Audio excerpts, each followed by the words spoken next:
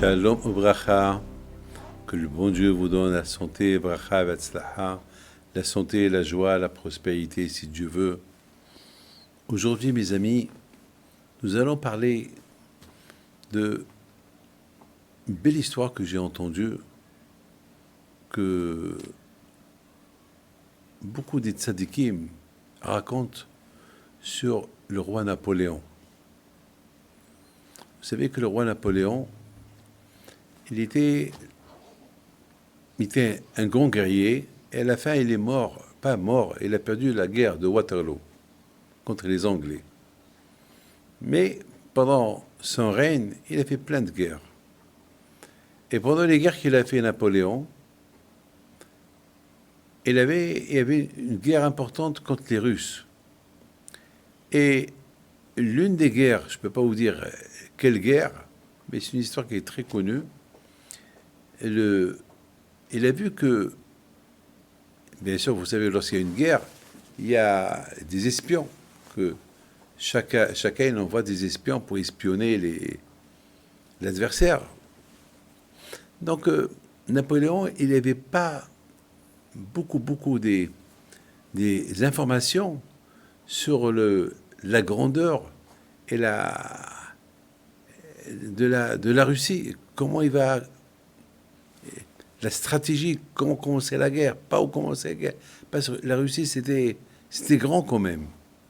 Donc, il n'avait pas assez d'informations. Alors, Napoléon lui-même, il a décidé d'attaquer. Et il y a eu un miracle. La guerre s'est bien terminée sans qu'il y ait eu une guerre. Il est arrivé à rentrer dans une des grandes villes de Russie sans guerre, sans rien du tout. Bon, il était content. Et le contraire, il a vu que les Russes, ils l'ont bien accueilli. C'était bon. Il n'y a pas eu de sang qui a coulé, pas de guerre. Bon, pour lui, c'est comme une guerre gagnante, une guerre qu'il a gagnée sans faire la guerre. Alors, bien sûr, ce qui l'a le plus étonné, il sait qu'il y a une grosse communauté juive qui habite dans cette ville. Je ne peux pas vous dire la ville, je m'excuse. Alors, il s'est renseigné, parce qu'il a vu que les chrétiens, ils sont venus lui présenter un cadeau et présenter des salutations. Tout était bien. Bon. Mais les juifs ne sont pas venus. Pourtant, vous savez que Napoléon, c'était quelqu'un qui a fait beaucoup du bien aux Juifs en France. C'est lui qui a donné aux Juifs de France le statut d'être des citoyens français. Et que les rabbins de France, ils sont payés par l'État. D'ailleurs, jusqu'à maintenant, les rabbins de France, ils sont payés par l'État. D'ailleurs, Napoléon lui-même, à son époque, il avait créé les Sanhedrin, 70 rabbins pour faire les lois. Il y a beaucoup des lois françaises aujourd'hui et qui sont en France grâce à ces rabbins. Bon, aujourd'hui, ils sont devenus des lois françaises, mais bon, les rabbins, ils ont participé à beaucoup des choses dans la vie de France. Donc, il était étonné. Comment ça se fait que les Juifs, ils ne sont pas venus lui saluer. Donc, il s'est renseigné, qu'est-ce qui se passe. Et puis, ils sont venus après chez lui, ils lui ont dit que les Juifs aujourd'hui, c'est un jour de deuil chez eux. C'est le jour de Tisha B'Av, et le jour de Tisha B'Av, c'est un jour qu'ils jeûnent, et ils sont assis par terre, et voilà, c'est pour ça, ils ont pensé venir le lendemain, ils ne savaient pas qu'il allait arriver, qu'il allait rentrer le dimanche. Donc aujourd'hui, c'est Tisha B'Av et c'est pas un jour favorable, même pour lui. Ah bon? Napoléon, il entend ça. Il dit, je voudrais bien voir moi-même, avec mes yeux. Donc il est parti à la synagogue.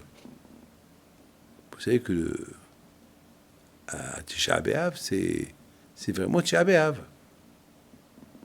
Il voit, bien sûr, toute la communauté. Ils étaient désolés d'accueillir le jour de Tisha B'Av, Napoléon, à la synagogue.